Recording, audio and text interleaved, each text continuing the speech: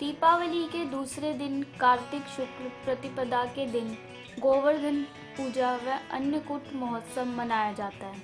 गोवर्धन पूजा क्यों की जाती है और अन्नकूट महोत्सव क्यों मनाया जाता है, आइए जानते हैं इससे जुड़ी कथाएं। अन्नकूट पर्व मनाने से मनुष्य को लंबी आयु तथा आरोग्य की प्राप्ति होती है। साथ ही दरिद्रता का नाश होकर जीवन पर्याप्त सुख और समृद्ध बनी रहती है। ऐसा माना जाता है कि यदि इस दिन कोई मनुष्य दुखी रहता है तो वह वर्ष भर दुखी ही रहेगा। इसलिए हर मनुष्य को इस दिन प्रसन्न रहकर भगवान श्री कृष्ण के प्रिय अन्नकूट उत्सव को भक्ति पूर्वक तथा आनंद पूर्वक मनाना चाहिए। अन्नकूट पूजा की प्रचलित कथा। एक बार इंद्र ने कुपित होकर ब्रजमंडल में मूसलाधार बारिश की। इस बारिश से ब्रजवासियों को बचाने के लिए श्री कृष्ण ने 7 दिन तक गोवर्धन पर्वत को अपनी छोटी उंगली पर उठाकर इंद्र का मान मर्दन किया था।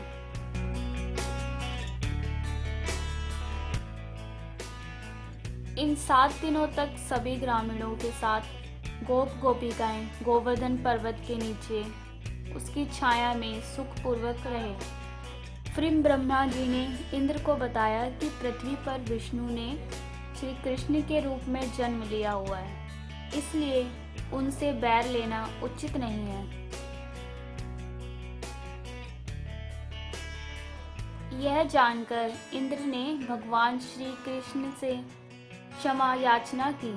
भगवान श्री कृष्ण ने 7वें दिन गोवर्धन पर्वत को नीचे रखा और हर वर्ष गोवर्धन पूजा करके अन्नकूट उत्सव मनाने की आज्ञा सभी देशवासियों को दी। तभी से यह उत्सव अन्नकूट के नाम से मनाया जाता है। मान्यता है कि अन्नकूट पर्व मनाने से मनुष्य को लंबी आयु तथा उत्तम स्वास्थ्य की प्राप्ति होती है तथा दरिद्रता का नाश होता है और मनुष्य जीवन पर्यंत सुखी और समृद्ध रहता है। ऐसा भी माना जाता है कि यदि इस दिन कोई मनुष्य दुखी रहता है तो वह पूरे साल दुखी ही रहता है।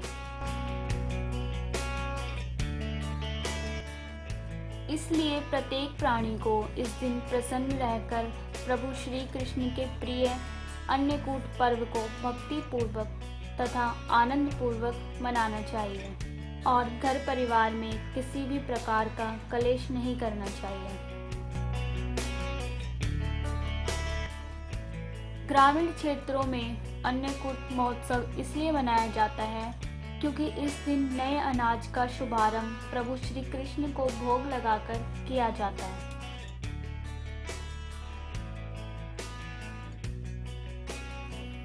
इस दिन गाय बैल आदि पशुओं को स्नान करा के धूप चंदन तथा फूल माला पहनाकर उनका पूजन किया जाता है और गौ माता को मिष्ठान खिलाकर उनकी आरती उतारी जाती है तथा प्रदक्षिणा की जाती है।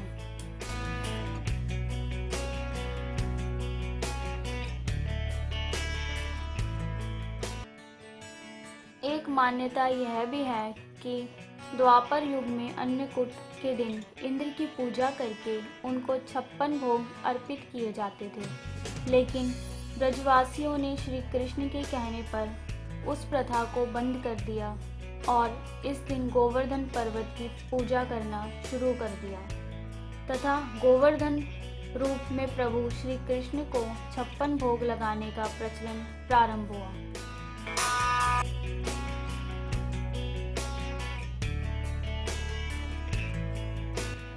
अन्नकूट के दिन घर और मंदिरों में विविध प्रकार की खाद्य सामग्रियों से प्रभु श्री कृष्ण को भोग लगाया जाता है। इस दिन गोबर से गोवर्धन की आकृति बनाकर उसके समीप श्री कृष्ण को विराजमान किया जाता है।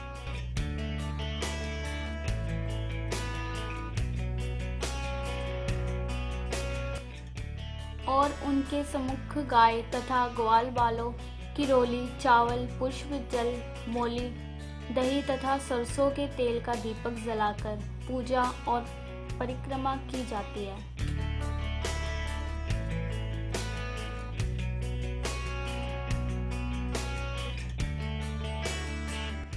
इस दिन बलि पूजा, मार्गपाली आदि उत्सव भी मनाए जाते हैं। इसी दिन प्रभु विष्णु ने राजा बलि को पाताल लोक का स्वामी घोषित किया था और इंद्र ने स्वर्ग को सुरक्षित जानकर प्रसन्नता पूर्वक दीपावली मनाई थी।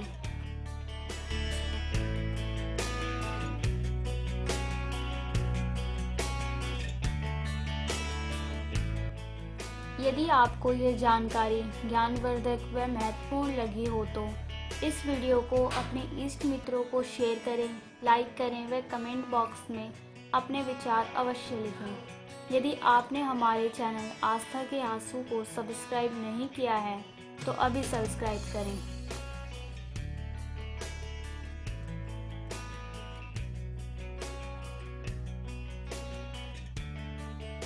शर्वाणी फिल्म प्रोडक्शन एवं आस्था के आंसू चैनल परिवार की ओर से आपको व आपके परिवार को दीपावली की हार्दिक शुभकामनाएं। जय हिंद।